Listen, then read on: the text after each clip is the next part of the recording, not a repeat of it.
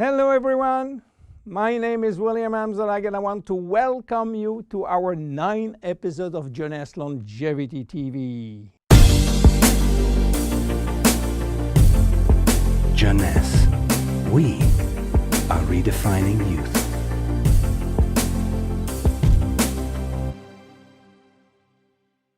Obesity, or should I say globesity. Today, obesity is a worldwide epidemic disease. There is an outrageous eruption of a worldwide obesity even in the countries where not so long ago famine was the #1 health issue.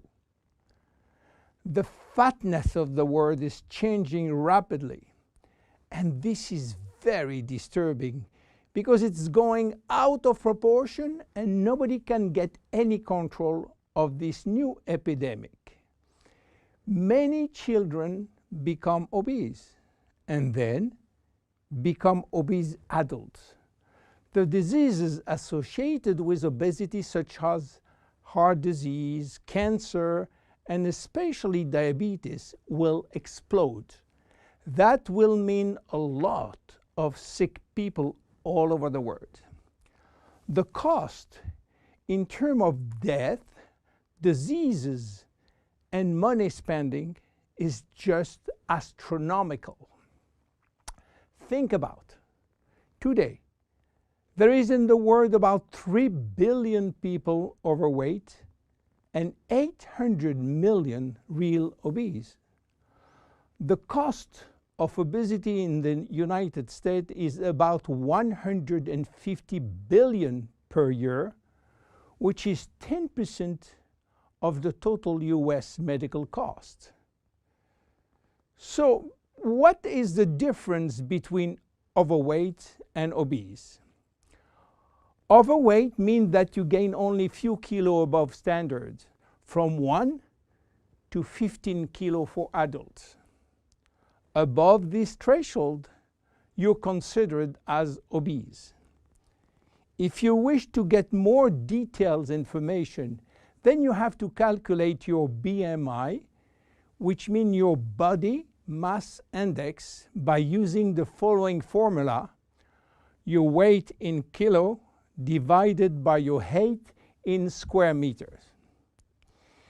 If your BMI shows score under 18.5 per square meter, it means that you need to gain weight. You are underweight. If it is between 18.5 and 25, you are in normal standard.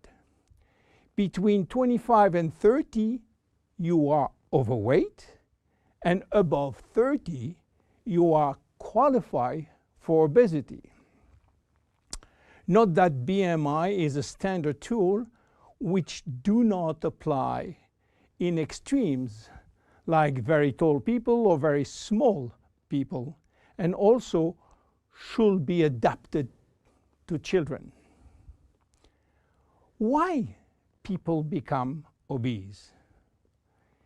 It is very simple in theory, but become more complicated when we reach fat metabolism. We are gaining weight or fat when we eat more than we spend in terms of calorie, or when we spend less than we eat in terms of calorie. So how do we get energy? The body will get energy only from the food, knowing that 1 gram of carbohydrate will release 4 calories, same for proteins, but 1 gram of fat will release 9 calories. So all depend on how much you eat and what kind of food you eat. If the food is rich in fat or in protein or in sugars. Now, how do we spend energy? There are 3 ways to spend energy. The first one is what we call basal metabolism, which is the necessary energy required to get our body working and all our million of chemical reaction working and working properly. This requires approximately 1 calorie per kilo and per hour.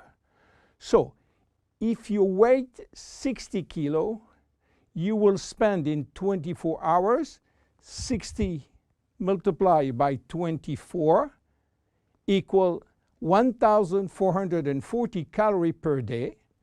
And this is good news because you have no control on that.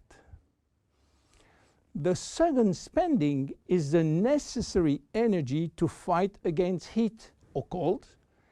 And these depend on the environment and the way that you are protected against heat or cold. It is called thermogenesis.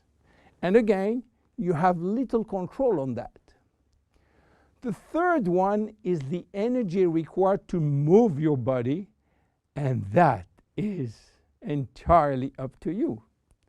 This is to say that physical activity is the only controllable way to spend energy. We will see later that this very simple way of gaining or losing weight is influenced by many, many other factors, and especially the control of fat metabolism by a sophisticated group of hormones. So why such epidemic? To understand, we have to go back 20,000 years ago. As surprising that it can be, our genes have not changed for the last 20,000 years. At this time, life for humans was quite difficult. In fact, life was based on food availability, and food was really available only during spring and summer. The rest of the time, no food, almost famine. Our genes has to adapt and to work in accordance with this alternance of abundance and famine, and they create a kind of energy storage. The fat cell was born. This cell has the capacity to storage all kind of energy derived from fat, from carbohydrates, and even proteins. It can increase 50-fold its size and retain energy in the form of triglycerides. Because of uncertainty of food availability, our genes were oriented toward the saving mode, which means that every time we eat, all the energy coming from the food was oriented in the storage facility. What happened 20,000 years later? Our genes are still oriented towards saving mode, but there is no more famine. On the contrary, the new society offers an extreme abundance of food rich in calories, and that all over the year. And guess what happened? Everything is going first in storage. And once in storage, it is very difficult to get out. You understand now why it is very difficult today not to gain weight or fat. But there is another factor. 20,000 years ago, in order to bring food at home, men were hunting, fishing, or climbing trees to get fruits. And that was a huge energy spending mode. Today, with the new technology created for lifting heavy items or escalator or elevator, we reduce drastically our energy spending. You understand now why it is so easy to gain weight or fat. What are the consequences of obesity in terms of health and longevity? To make a long story short, it is a disaster. Being and staying obese will lead to a long list of chronic diseases, including cardiovascular disease, diabetes, cancer, metabolic syndrome, and consequently a drastic shortening of life.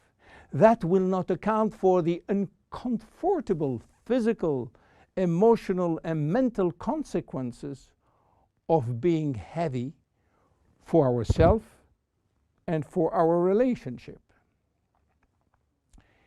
In terms of aging, obesity is shortening telomeres, increasing DNA damage, and reducing stem cell pool.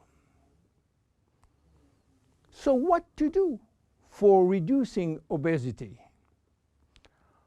Obviously, it is quite difficult considering the worldwide effort of the medical community with so small results. Health authorities are repeatedly organizing campaigns to inform people about the consequences of eating too much sugar or fat or the lack of exercise. But the food industry until now do not help and still putting on the market food rich in bad sugar and bad fat. The first step is to be convinced that improving your lifestyle, which means improving your nutrition, your physical activity, managing your stress and your emotion, in order to stop impulsive eating, will be a very good action to preserve your life and your longevity.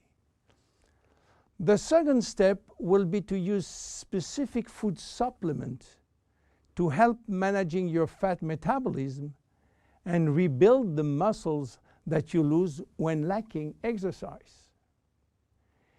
This is why Jeunesse decided to create a new line of product specially designed to counteract craving, to help fat metabolism, and to reduce muscle loss. Be with us in our next episode dedicated to the Zen Body line. My name is William Amzalag, and I will see you on our next episode. Thank you.